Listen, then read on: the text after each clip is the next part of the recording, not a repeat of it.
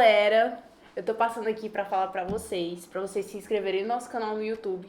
A gente, infelizmente, tá passando assim pelo problema das pessoas acabarem assistindo nossos vídeos e não estão se inscrevendo. E a gente tá precisando dessa força, dessas ajudinhas de vocês, viu? E aí pessoal, tudo bem? Estou começando aqui mais um podcast. Eu sou o Ricardo. E eu sou o Davi. E estamos aqui com a Etasna. Você pode se apresentar para o pessoal que está assistindo? Bem, eu sou Etasna Maria Dias Araújo, sou maranhense, moro em Parnaíba há 22 anos, sou advogada das famílias, sou professora de Direito da Faculdade Uninasal aqui de Parnaíba, estou na coordenação substituta do Núcleo de Prática Jurídica da Uninasal, sou especialista em Direito das Famílias, Direito Civil, tenho docência de ensino superior, tenho mestrado em Ciência Política, já servi a Ordem dos Advogados do Brasil, seccional Piauí, como diretora de interiorização da Escola Superior dos Advogados, já fui presidente da OAB daqui de Parnaíba, já fui vice-presidente também da nossa subseção, e é um prazer estar aqui contribuindo, né, para o podcast daqui da Faculdade IESAP. Pronto, perfeito. Currículo bem extenso. E aproveitando, como é que você conseguiu esse currículo? Como é que foi a sua trajetória? Olha, não foi fácil, né? Tudo posso dizer que tem sempre uma pitada de muito amor, de estudo, dedicação e muito esforço. Na verdade, eu nunca pensei em ser advogada. Nunca pensei em defender direitos da sociedade. Por quê? Porque meu sonho sempre foi ser professora, desde criança. Então, quando eu terminei o ensino médio, minha mãe, com o sonho de ter um filho advogado, por a família dela, né, ter vários advogados, então ela queria ter um filho advogado e o filho dela mais velho, meu irmão, faleceu muito novo, e eu, como segunda, assumi, digamos assim, esse sonho dela, que hoje se tornou meu sonho, e hoje sou advogada e sou professora. Então, me formei aqui em Parnaíba, na Faculdade Piauiense, que hoje é a Uninasal. Passei na OAB logo em seguida e fui me especializar para exatamente buscar uma área de trabalho, né? Eu sempre gostei da área civil. A área penal, para mim, ela é bonita para quem faz, mas o civil ele sempre me fascinou. E o direito de família, eu sempre digo que é a área mais emocionante, até mais do que o penal. Então, assim, é uma área que eu me identifico muito. Eu gosto de trabalhar, de resolver os casos familiares voltados à pensão alimentícia. Sempre digo que eu não divorcio ninguém, mas sim oficializo o divórcio, né? Porque quem se divorcia são as partes. E a gente apenas vai lá e oficializa. Sim. Então, eu gosto muito dessa área. De trabalhar com sucessões também, né? Tenho parcerias com advogados que trabalham na área de família e também em outras áreas, né, que vai agregar, porque você trabalhando na área de família, você não pode deixar de saber do direito do trabalho, do direito criminal, né, do direito penal. Você não tem que deixar de saber do direito previdenciário. Então, você tem que ter um leque de outras áreas para agregar, para somar ao direito que você gosta de trabalhar. No meu caso, o direito das famílias. Então, assim, para cada vez mais continuar a ser professora, eu decidi fazer mestrado. Então, eu saí de Parnaíba, fui para Teresina, terminei o mestrado lá de Ciência Política durante 2014 a 2016. Então, fiquei morando em Teresina, na UF, né, na Universidade Federal. E, para mim, lecionar é um prazer, advogar é uma paixão, né? Então, um soma com o outro, agrega, eu gosto muito mesmo. E tudo que a gente faz com dedicação e amor, tudo flui. A consequência é o resultado que você almeja, né? Então é isso, assim. Você falou que sempre quis ser professora, né? Mas, deixa eu só ver se eu entendi. Você entrou no Direito para ensinar, ser professora do curso de Direito, é? Sim, sou professora do curso de Direito, mas já dei aulas de de disciplinas da pedagogia na área da docência, que eu tenho docência de ensino superior, né? Então eu já dei aula de didática da docência, voltada a isso, mas como eu sempre, depois que eu me tornei advogada, eu comecei a advogar em escritórios particulares como advogada contratada, logo em seguida que eu passei na OAB, né? Então eu fui contratada, trabalhei no escritório de advocacia onde eu recebia todas as causas e eu era remunerada de uma forma fixa. Então a primeira pessoa que eu tirei da cadeia, porque era criminal e civil, onde o advogado tinha uma grande demanda de ações, ele só disse assim pra mim, eu ia começar uma audiência, quando ele me liga 10 minutos antes de começar a audiência, dizendo que eu tinha que tirar uma pessoa da delegacia, da cadeia. Nossa. E aí eu falei, mas como? Já vou pra audiência, que é a audiência do escritório. E aí ele falou, se vire, você não é advogada? Caramba, exato. Aí eu fiquei, eita, agora eu tenho que me virar, porque...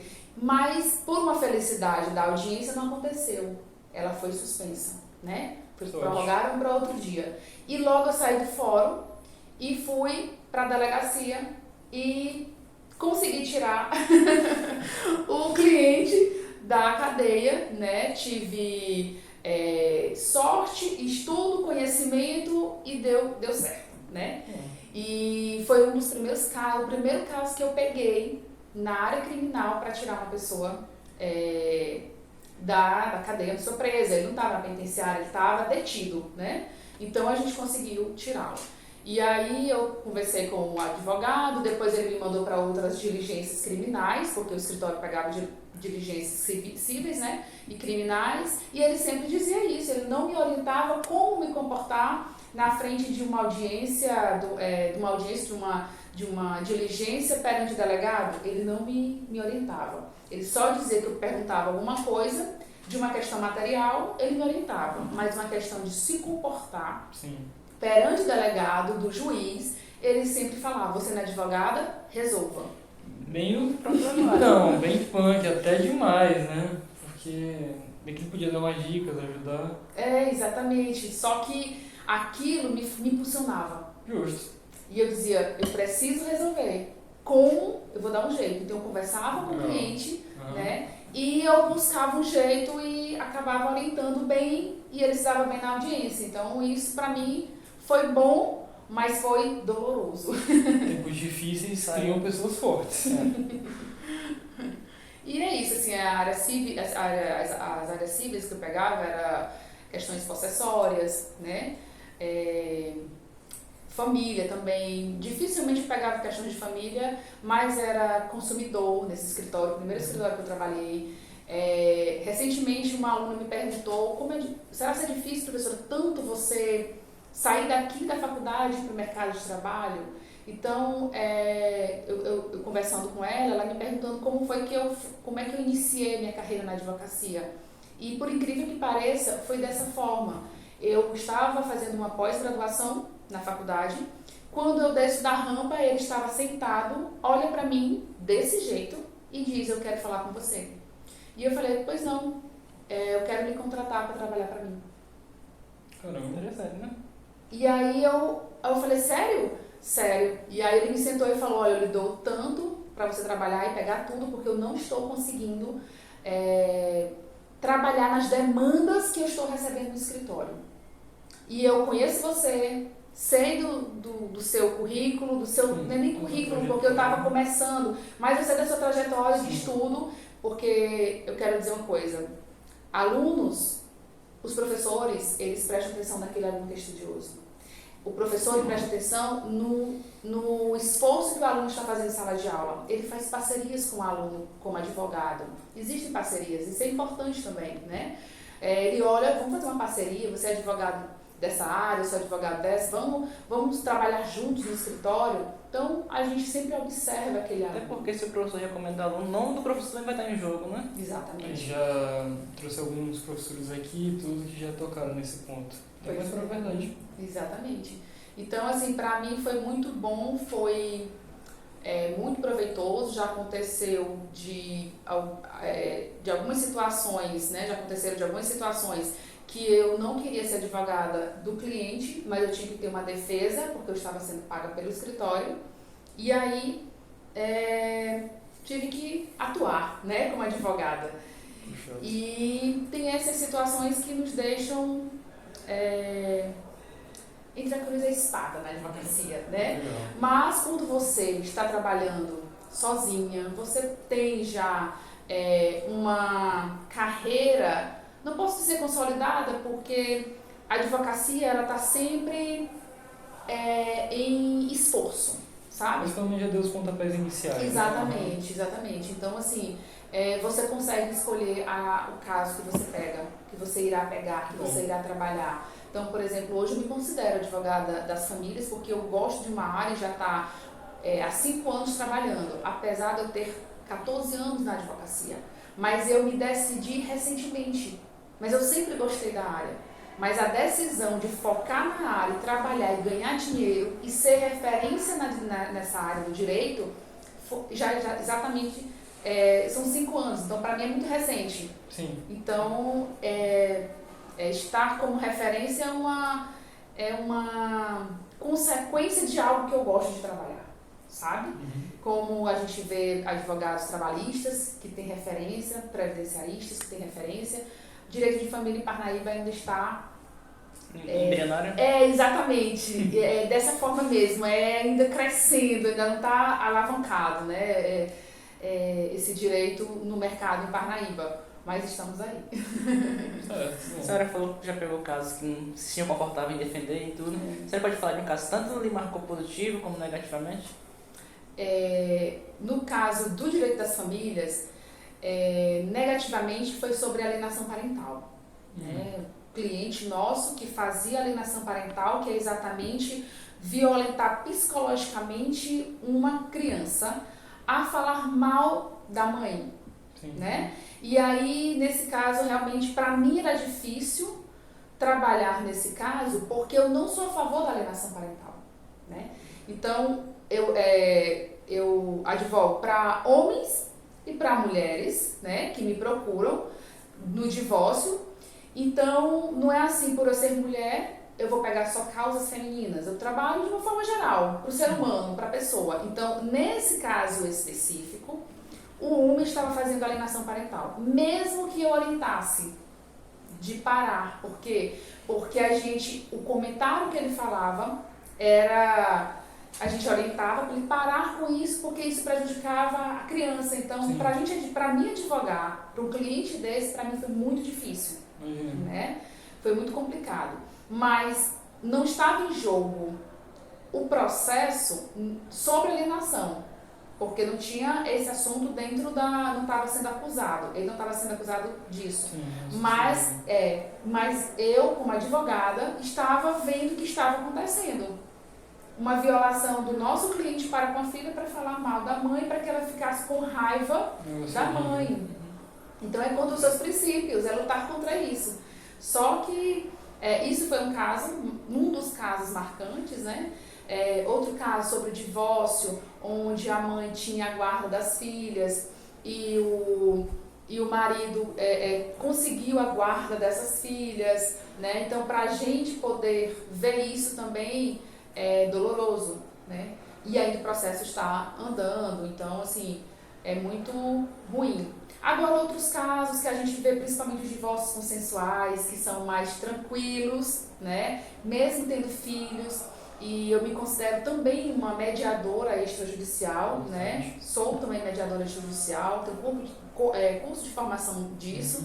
E eu gosto de trabalhar na mediação, né? De ouvir as partes, principalmente no divórcio, na pensão alimentícia, que a gente primeiro tem uma reunião com as partes e a gente ouve e busca facilitar que as duas partes, marido, ex-marido, né, a ex-marido e ex-esposa, possam se ouvir e refletir sobre a situação para fazer uma autocomposição, né, para que eles possam chegar a um denominador comum e ajeitar as cláusulas dessa mediação para que a gente possa fechar. E enviar só... satisfeitos, de certa Exatamente. Para exatamente só levar para o juiz fazer a homologação.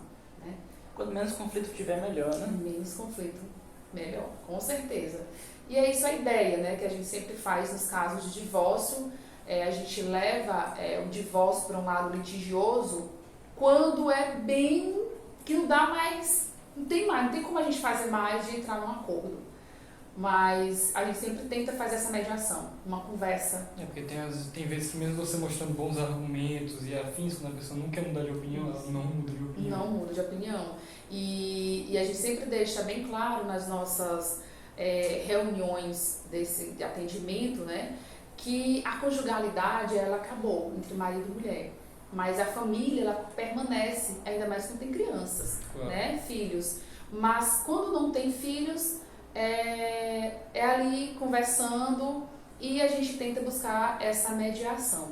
O que ainda deixa a mediação ainda infrutífera é exatamente a questão dos bens.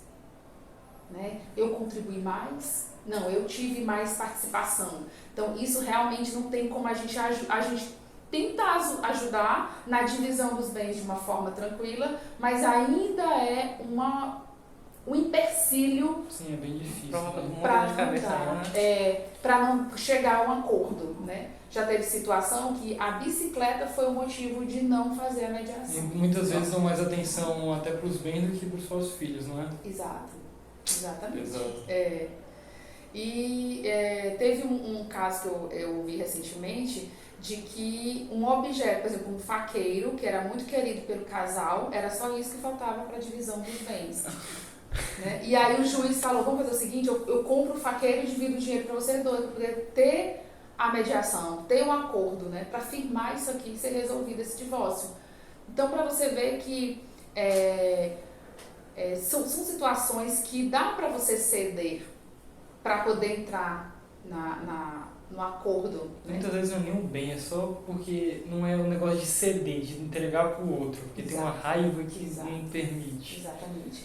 Porque na conjugalidade, no casal, né, na união estável, no casamento, naquela união que foi formada,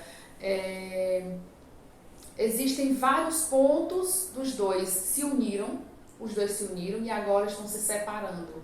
Então, algum motivo aconteceu para essa separação. Sim. Né? E aí, hoje, para se divorciar, não precisa de um motivo para você justificar para o juiz que quer se separar. Não existe mais essa justificativa, o que antes, né, tinha essa justificativa. Hoje não. Se casou, quer se separar, se separe, diga, fundamente porque quer se separar, faça o pedido, conte que teve um relacionamento, que está casado, que tem união estável, pronto. Então, hoje não tem mais aquela obrigação da justificativa. Aproveitando esse gancho, na pandemia aumentaram muitos divórcios, não foi? Verdade. Como foi para você trabalhar esse ponto? Olha, não foi ruim por causa do aumento do divórcio, né? Mas o índice de violência doméstica cresceu. Também aumentou bastante. Sabe? E isso a gente viu, assim, de uma forma absurda. Porque a pandemia, todo mundo buscando um isolamento para se proteger, né? E aí todo mundo saindo do trabalho físico e vindo para dentro de casa para trabalhar de uma forma virtual. E aí todo mundo se encontrando no mesmo horário, né? E aí chocou, digamos assim, os sentimentos, chocaram a intolerância, porque a intolerância cresceu cada vez mais, né? A falta de paciência também. Então, eu posso dizer que um dos motivos, né? O motivo maior a gente pode elencar que seja o machismo, né? Da violência doméstica crescer. Mas esse é um dos motivos. Então, é um motivo muito forte. É um motivo muito forte. Então, na pandemia, infelizmente, nós tivemos feminicídios, né? Nós tivemos violência doméstica aí em número absurdo no Piauí. Infelizmente, é um dos estados que cresceu bastante, né, em violência doméstica, né, em feminicídio, infelizmente. Número de divórcio, né, e o divórcio começou, hoje nós trabalhamos com pedidos de forma virtual, pelo PJE, que é o processo judicial eletrônico. Hoje não tem mais aquela questão de você imprimir naquele processo físico, tá se acabando. A gente já falou muito disso aqui, todo mundo que vem fala a mesma coisa. Que bom que tá acabando, porque agora tá muito mais simples. Muito mais simples. Porém, eu entendo que a internet, ela é um mundo, mas se você não tiver o plano B e faltar a internet na sua casa, se faltar a internet, uma questão incidental sobre esse meio de comunicação que está facilitando toda essa aproximação de pessoas e até de trabalho, de resolução de situações, de acontecimento, você também não resolve. Claro, eu não lembro quem foi que veio aqui que falou que tinha um prazo para cumprir e no dia que foi cumprir faltou a internet. Não foi no podcast, foi na palestra, foi na palestra. Pois é. Então assim, a gente percebe que foi positivo, porque até 12 horas da noite você pode estar ali tensionando e rápido, né? Mas é aquilo, né? Tudo tem 2 pontos, então... Exatamente. Apesar de ter esse benefício, também tem um estresse de você ficar o tempo todo. Sim, exatamente. Falando nisso, aproveitando, como é que você lida com o home office? Porque tem alguns profissionais que acham que viram meio que escravos, de certa forma, que em todo lugar fica martelando, nossa, eu tenho que fazer aquilo, eu tenho que fazer aquilo. Então, já deve computadorzinho, né? Já... Olha, eu não acho tão... uma dificuldade, um absurdo. Eu lido de forma tranquila. Sim. Né? Mas tem esses pontos de trabalhar em casa, né? De você ter que se organizar mais, ter que se disciplinar mais, porque quando você vai para fora de casa, você já sabe direitinho, porque, por exemplo, os afazeres domésticos não estão próximos de você, então você acaba procrastinando algo no trabalho para fazer algo de casa, né? Então, tem esse ponto negativo, mas o ponto positivo é que você está ali em casa, não vou gastar gasolina, não vou fazer isso, eu vou me arrumar para ficar ali, né? O que aconteceu recentemente, num domingo, eu passeando aqui em Parnaíba, né? Encontrei uma moça que ela, sem saber, me perguntou qual era se eu advogava. Você advoga? Porque eu já conheço ela e tudo, e a gente fazia tempo que não se encontrava. E eu falei, sim, qual é a sua área? Aí eu disse, família. Ela disse, ou eu vou ter uma audiência terça-feira e eu tô sem advogado. Aí eu falei assim, Aí ela disse assim, tu me dá teu telefone? Então isso já ajudou, mas eu fiz em casa, né, a audiência, a gente entrou e ela queria exatamente a guarda unilateral, a guarda compartilhada, ela é regra hoje no nosso ordenamento jurídico, mas em algumas circunstâncias, em algumas situações, ela pode ser deferida como guarda unilateral, né? E ela estava com medo de ter guarda compartilhada com o pai, porque o pai não fica aqui em Parnaíba, vive viajando, agora que está querendo essa guarda da criança, mas não tem contato há muito tempo, pratica uma violência psicológica na mãe da criança, sabe? Talvez por viajar demais não consiga dar toda a atenção que a criança merece. E você tem outro ponto que às vezes algum dos dois lados às vezes quer ficar com a criança para lesar mais o outro, psicologicamente. Isso! Então, assim, isso foi discutido na audiência, a gente conseguiu que ele aceitasse a guarda unilateral, porque ele mesmo viajando, a guarda unilateral é a divisão de direitos e deveres para com a criança. Então, tanto quanto a presença física é importante, quanto a decisão, participar das decisões da vida da criança, né? Não é só, eu moro em outra cidade, eu não posso ter guarda compartilhada. Não. Até porque vai a proximidade de porque que eu saiba, a guarda unilateral não quer dizer que vai ficar só com a mãe. Ela também pode conceder alguns dias para o pai ver e tudo. Claro. O que diferencia é exatamente porque a mãe ela é responsável por decidir dos direitos da criança e os deveres. Na compartilhada dos dois tem que ficar o tempo equivalente, né? Você tem que ficar tipo uma semana com uma semana com outra. Mas a questão dos direitos da unilateral. Por exemplo, eu tenho um filho que eu tenho guarda unilateral. Então, os direitos dele, quem vai decidir de mudar de escola sou eu. O pai não tem o direito de falar nada, porque a guarda é minha. Ah, entendi. Se a guarda compartilhada é com o pai do meu filho, então eu tenho que dizer para ele, eu tenho que mudar da escola X para a escola Y, tudo Plano bem? de saúde também envolve isso aí. Tudo bem. Tudo não é sobre Sim. tempo, é sobre os direitos, né? Sobre os direitos. Mas que é importante que o tempo, né, aproxime o filho e o pai, com certeza. Entendi. Aproveitando, eu ainda quero tocar alguns pontos do seu trabalho, mas já que a gente tá falando de home office e tudo, de o que você gosta de fazer em casa, o que você gosta de fazer fora do trabalho, por sinal? Ler poemas. Não, legal. Eu falei, né? Muito legal. A Maria da Graça me deu um spoiler, eu admito, porque na hora que ela descobriu que era ela falou, é uma poeta. Uma poeta? Bom, hoje eu posso dizer com um coração felicíssimo que eu amo poemas, que eu leio poemas, que eu escrevo poemas. E hoje eu posso dizer que é o meu melhor hobby fora do trabalho. Então eu leio no meu Instagram, que eu tenho um Instagram de poesias. Você quer falar o Instagram? Falando pro coração. Tá aparecendo aqui, tá? Falando pro coração. Isso. E aí, esse perfil e esse amor florou mais ainda na pandemia. Quando todo mundo se fechou, todo mundo se isolou para se proteger do vírus. E aí eu comecei a escrever poesias na pandemia. Mas meu despertar da poesia foi quando eu fui constrangida, maltratada num ambiente aqui em Parnaíba, e eu não conseguia associar aquela forma daquela pessoa ter me tratado daquela forma, daquela maneira.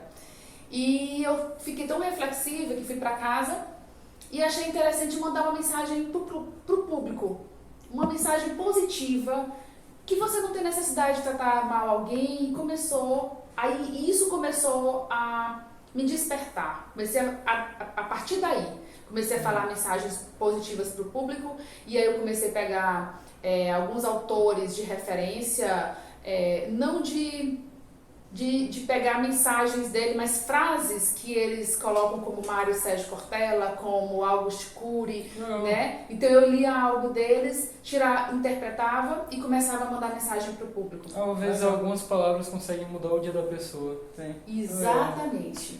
Aqui no Piauí também tem o costume de cordel? Tem.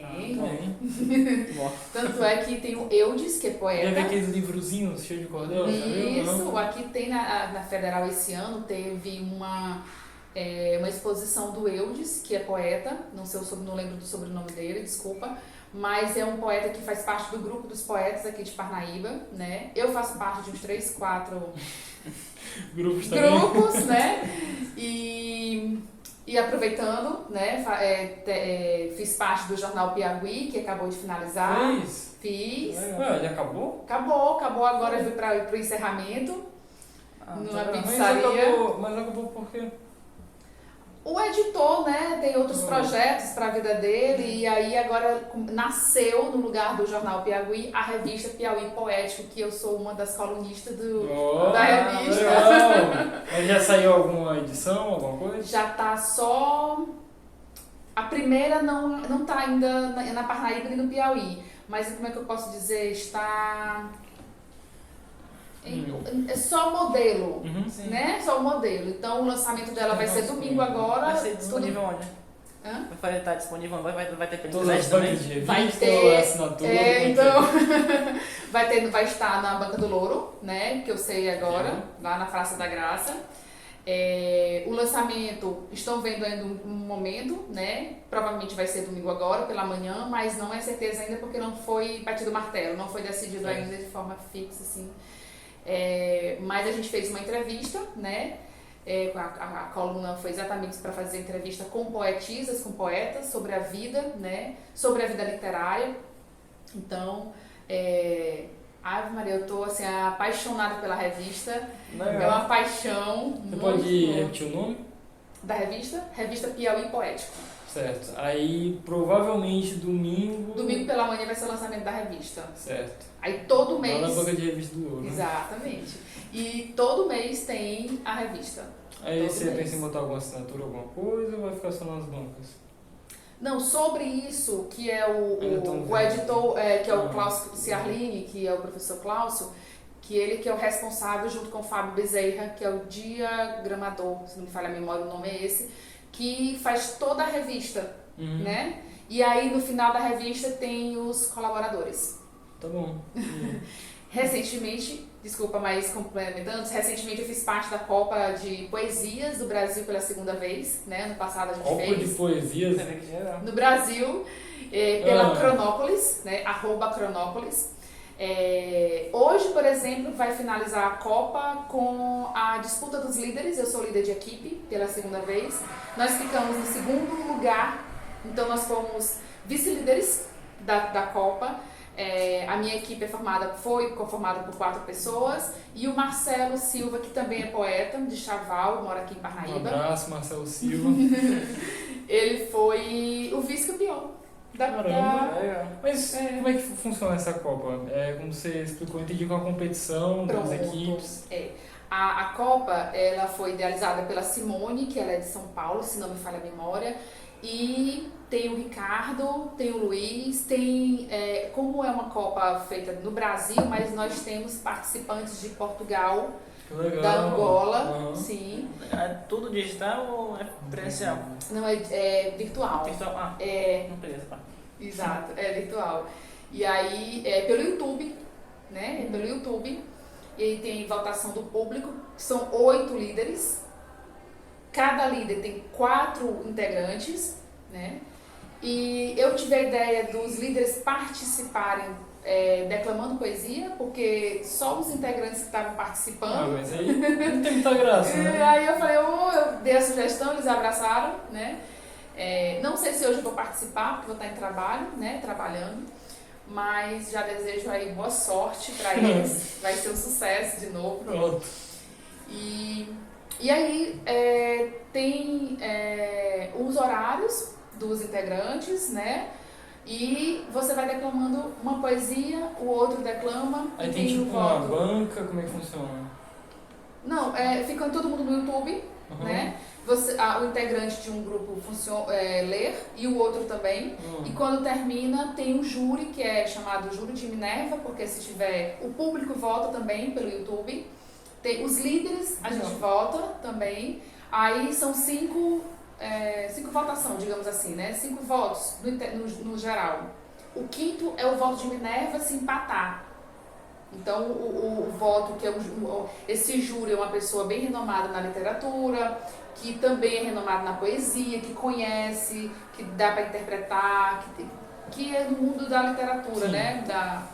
E aí, ele que dá o voto de Minerva e a pessoa que vai ser classificatória, né? A pessoa vai saindo e o outro vai seguindo para a próxima etapa. Acho o nome bonito, porque o nome voto de Minerva é alguma figura, alguma coisa, É um voto de desempate. O nome Minerva, que eu digo. Não, tem esse nome, todo voto de desempate, né? O voto de Minerva é chamado de voto de desempate. Mas sabe por que disso? Não. Legal. Pesquisar depois, achei interessante. Não tinha escutado. Aí quer dizer que tá no YouTube, né? Aí YouTube. Quer dizer que se botar Cronópolis aparece? 4ª edição de poesias. E aí, pessoal, fica aí, vai estar aparecendo aqui em cima. Hoje ao vivo já vai ter, porque os líderes vão competir. O vídeo não vai sair hoje, 7 horas. Mas enfim. Dia 10 rolou, né? Dia 10? Espero que você tenha visto então. Pronto. Ai, nem pode falar isso. O quê? Assim, do antes, que vai ser depois, né? A gravação. Porque tipo, tudo que a gente tá falando aqui vai sair só na próxima aqui. Aí é complicado. Mas... Vai ter alguma próxima semana também? Não, vai encerrar hoje. Domingo passado agora foi o final, que era todo domingo. Né? Aí finalizou, tanto é que a gente ficou na vice-liderança. E quem ganhou foi uma portuguesa. Mas no de hoje você vai estar participando do seu grupo, né? Pelo que eu entendi. O de hoje, a edição de hoje. Eu vou estar trabalhando. Mas o seu grupo vai estar, né? Não, é só os líderes, só a competição dos líderes. Beleza. Aí você Bem, a gente já abordou alguns pontos e tudo. Tem alguma coisa mais que você gosta de fazer na poesia? Ir à praia, né? Ler. Sempre Ir à praia, sair com os amigos pra conversar, né? Um café. Adoro um café da tarde. Legal. Adoro um cafezinho à tarde no Bentes. Parnaíba, Fazendo um lugar mexer. maravilhoso. Porque é o lugar que eu mais vou, né? E tem outros lugares, está crescendo, Parnaíba está crescendo de lugares de café, né? Café, música, né?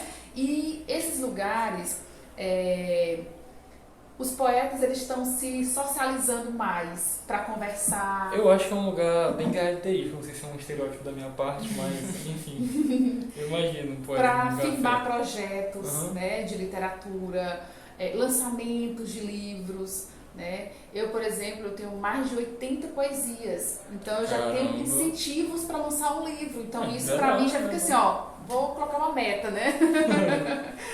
E eu posso dizer que minhas poesias, elas surgem na madrugada. A maioria das minhas poesias é quando eu estou deitada, na madrugada, inspira. Bom, é incrível. E minha maior inspiração é o amor. O amor, sobre o amor, é o que me inspira. Se você ler minhas poesias, é mais sobre trilha do amor, sensação do amor, o amor.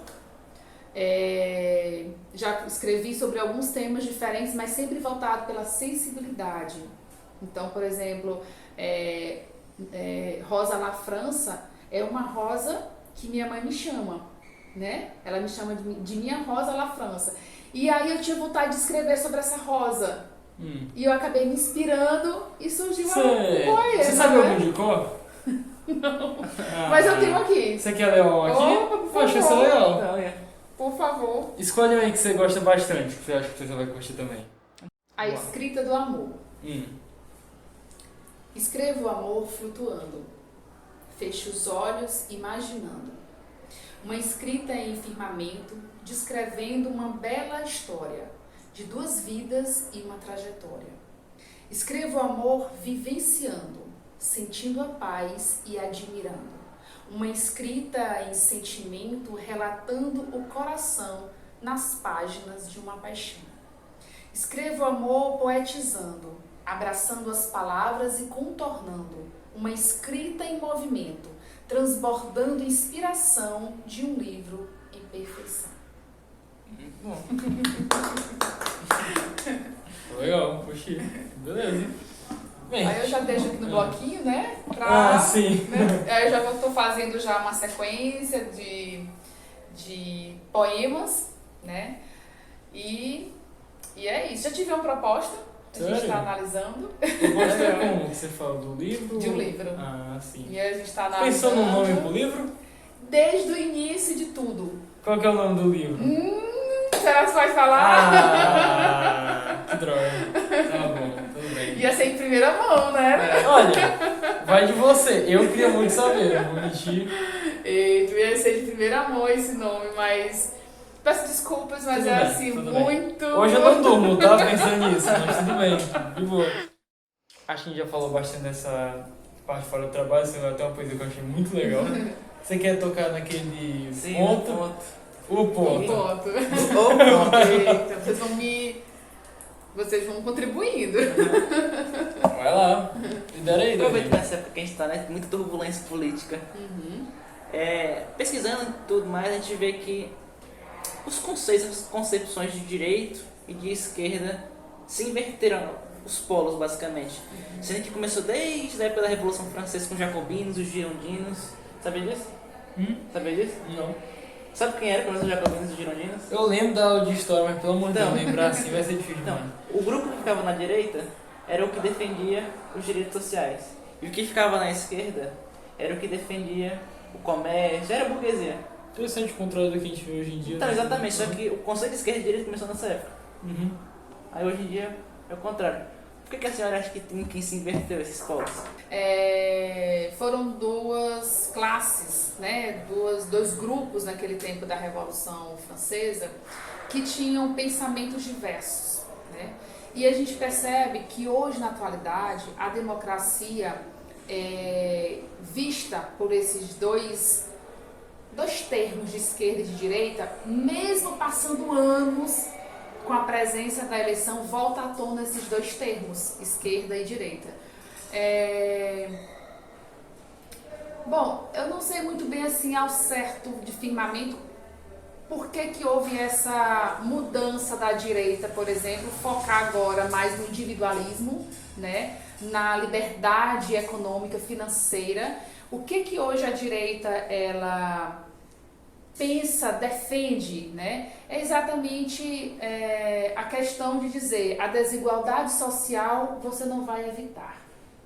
Você não evita. Então, vamos defender o individualismo. Vamos defender a liberdade individual, onde a esquerda hoje ela defende a igualdade para todos. Vamos defender a classe dos trabalhadores, da vida, da sociedade de uma forma geral. Não deixando que essa desigualdade prevaleça. Então, aquela pessoa vulnerável, né, as pessoas que estão ali precisando de uma ajuda, a esquerda ela tem essa visão de segurança social. Acho muito ideológico, né? Muito ideológico, exatamente. E quando você defende algo bem de direitos sociais, educação, lazer, transporte, previdência, que é um dos direitos sociais defendidos pela nossa Constituição Federal, você já tem aquela visão de esquerdista. Sim. Né? E sendo que o próprio presidente atual, que era de direita, teve muitas medidas assim. Verdade. Eu acho... não 100%, né? Mas que realmente você colocou um ponto. Ele se colocava como direita, mas ele tinha decisões, tomadas de decisões de esquerda. Falando nisso, uma coisa que eu queria tocar, eu acho um pouco problemático esse negócio da polarização. E tipo, obrigatoriamente tu ser de um lado ou ser do outro, e tu tem que ter todas as atitudes de um lado ou do outro. Sendo que ambos os lados têm coisas positivas. Nem tudo é preto no branco. Mas as pessoas querem que seja. Por isso hoje chega mais na parte do centro, né? Exatamente. E isso você é julgado. Se você defender algo e se você for titulado como esquerdista ou direita, você é julgado e você é equivalente àquela pessoa que defende tal ideologia. Até porque nada impede que você seja um empresário, mas defenda uma ideia de nosso Brasil, por exemplo. Ninguém é uma coisa de fato. Todo mundo é uma junção de fatores. Exato. Tanto é que essa eleição agora que recente, né, que nós passamos, ela foi muito calorosa. Então as pessoas perguntavam, você votava no candidato a presidente X ou Y, né? Então, quando me perguntavam isso, eu dizia, eu não sei, vou decidir na hora. Quer dizer, eu não sou obrigada a falar até porque porque vou votar. O voto né? é secreto. É secreto, né? E outro ponto aqui, ó, que eu realmente não gosto. É porque uma coisa é tu não concordar com o voto da outra pessoa. O que eu já não acho legal nem verbalizar, porque eu já considero meio desnecessário. Sim. Agora, tem gente que realmente queria mudar todo o curso do voto da outra pessoa, e se ela votar diferente de ti, já considerava ela como uma pessoa ruim ou coisa do tipo. Exatamente. E um outro problema que a gente viu muito nessa época de eleições foi justamente pessoas, figuras públicas, Felipe Neto, por exemplo, defendia muito uma bandeira e isso acaba influenciando milhões de pessoas, ou que estão em cima do muro, ou pessoas que é muito prejudicial em si. Sim. Até porque você votar num candidato não quer dizer que você concorda com tudo dele. Às vezes também é falta de opção melhor. Mas enfim, tem tantos pontos que dizer que tu vota no candidato, você como eu posso dizer, filho dele, irmão dele, anda de mão dada com ele, é a maior mentira que existe. Porque E uma outra coisa que a gente vê muito, joga informação pra cá, mas omite isso aqui, não deixa saber. Isso. Como por exemplo agora que o Lula ganhou, já é fato isso aí, né? As pessoas pensam muito, vai taxar isso, vai taxar aquilo. As pessoas se preocupam muito com taxação, mas não pensam com o que ele vai gastar. Os 13 ministérios que ele disse. As pessoas não pensam. É verdade. Aí é verdade. um problema. Porque todo chefe de poder executivo, ele tem a sua equipe. Então ele não administra sozinho. Não adianta, ele não vai administrar só. não teria nem como. Não tem como. É uma pessoa que está ali na frente das câmeras para pedir voto, para expor o seu trabalho, o que vai acontecer daqui a 4 anos, o seu projeto, né? E aí, mas ele está falando isso, mas tem uma equipe por trás, claro que apoia a ideia dele, mas no momento do trabalho, cada um vai exercer sua função, né? Sua competência. Até porque não tem como prever os 4 anos. A pandemia foi o maior exemplo disso. É verdade. Exatamente, com certeza. E foi um exemplo de positivo, de você valorizar a família, né? de positivo, de você se valorizar e não perder tempo com situações que não merecem. Negativo, nós tivemos muitos pontos negativos, né? Tivemos muitas mortes. E aí, muita tristeza, muita tristeza. Foi uma situação assim que acho que o Brasil, o mundo não vai esquecer. Foi muito triste. E o mundo de todo de fora tava olhando pro Brasil, porque o Brasil, querendo ou não, o mundo depende do Brasil. Tá vendo? O Brasil é muito rico em China, tudo. A China, a Europa depende muito também. Verdade. Agronegócio Exatamente. Exato. Aqui é muito rico em agronegócio. Está crescendo também. Agora um ponto que eu queria saber também, o que você acha sobre esse negócio do... Não é idealização, esqueci a palavra. externo. O endeusamento Ah, das figuras políticas. falta de palavra melhor, né? Porque as pessoas meio que começaram a endeusar candidatos, o que eu acho extremamente preocupante. É o extremismo que ele acabou de falar, né?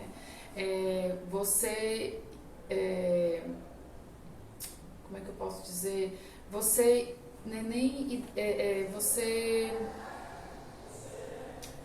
faltou a palavra também. É importante que você defenda uma ideologia de um candidato, mas que você não seja extremista a isso, porque você vai acabar extrapolando limites. Ficando cego. Sabe? E não tem foge dos necessidade. fatos. Exatamente. Aí quando vê um fato que é irrefutável, isso é manipulação da Isso é mídia, né? manipulação, Então, exatamente. E você consegue se manipular. Porque se tiver um ato negativo do seu candidato, você acaba tampando, Passando um suprindo. pano, né? Acaba se enganando. Quando você quer se enganar, você consegue. Infelizmente, nós tivemos aí mortes Sim. de eleitores, né? Infelizmente. Lá em Teresina, que o tio matou o sobrinho, se não me engano. O pessoal tacando pedra em carro de quem tinha a bandeira do candidato Exatamente. oposto. Aqui em Parnaíba teve isso também. Ou você deixou colocar o adesivo no seu carro do seu candidato, ou quebra o seu carro. Exatamente. É E muito problemático. é até difícil de você votar no dia. Que roupa que eu vou, né? Eu ia de posso preto. converter Eu amarelo ia de porque preto. já sou taxado aqui de candidato De X. candidato X, né? Azul também. Se você for de cor azul, é taxado de vai votar no candidato X. Não posso usar um boné vermelho da Bundes. Tá Por vendo? favor. Você já tá. É verdade. Então eu fui de flores, né? Rosa e lilás, então né, Eu fui, ninguém. na primeira eu fui de branco, na segunda eu fui de preto, que aí também não teve problema. Pronto. Né? Na primeira eu fui de volta branco, depois foi de nulo. Quer O tocar? branco, né? Uhum. Quer mais algum ponto? Informalmente agora, mãe. Tá bom? Sobre o Não. OAB, vocês querem falar alguma coisa? Então eu vou também, né? Ou então pra NPJ, já entrou? Pois não. Como é que tá sendo essa dinâmica da NPJ lá?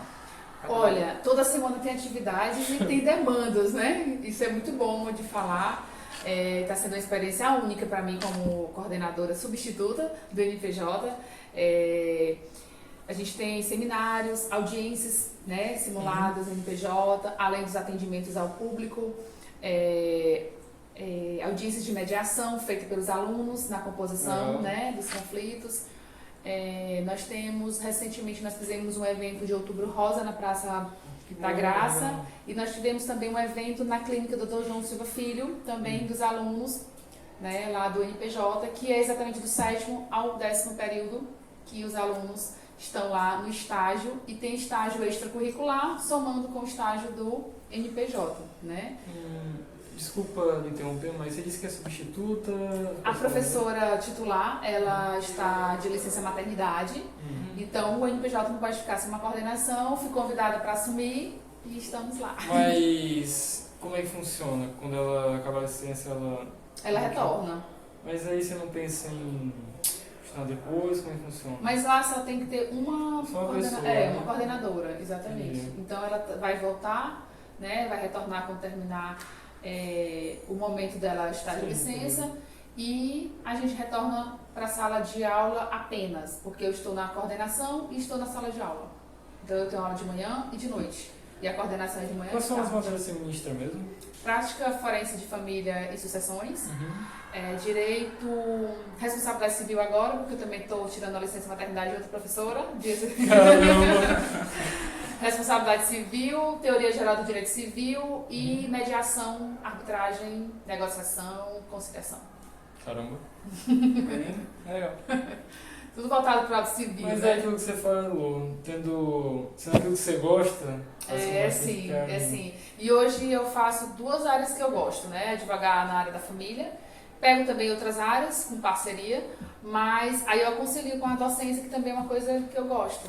Até porque todos os convidados que a gente trouxe aqui tocam no mesmo ponto, que ser professor é o que a pessoa nasce, porque tem que ter o dom. E que é estressante, né? Esse professor de yoga. Tem que se conciliar, né? Porque o tempo é pequeno durante 24 horas, parece que não encaixa e você quer mais tempo.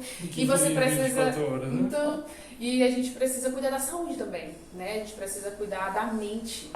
Você precisa se organizar. Tem um hobby.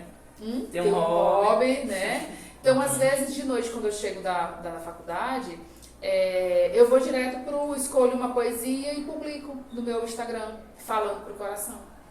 E aí aquilo pra mim é muito bom, porque é diferente do que eu faço na sala de aula, né? Sim. É diferente. Então, às vezes eu faço 2, 3 publicações, faço ao vivo e vai direto no Então, isso Você tem o seu desconectar. lazer, porque senão você Isso. fica maluco. né? Exatamente. E descansar, dormir um pouquinho, ter aquele intervalozinho é importante, você se organizar, né? Senão você acaba deixando a mente muito sobrecarregada e você não consegue produzir em nenhuma área do seu trabalho. Certo, eu acho que já deu um tempo bom. legal de 5 episódio. e 15. Então, e acho que a gente vai finalizando por aqui, certo? Foi um prazer ter você aqui hoje com a gente. Espero que tenham gostado desse podcast. Lembrem sempre de curtir. Não, pô, a mensagem. Meu Deus do céu, eu tô ficando maluco. Dê essa mensagem pessoal. Opa, mensagem. É bom.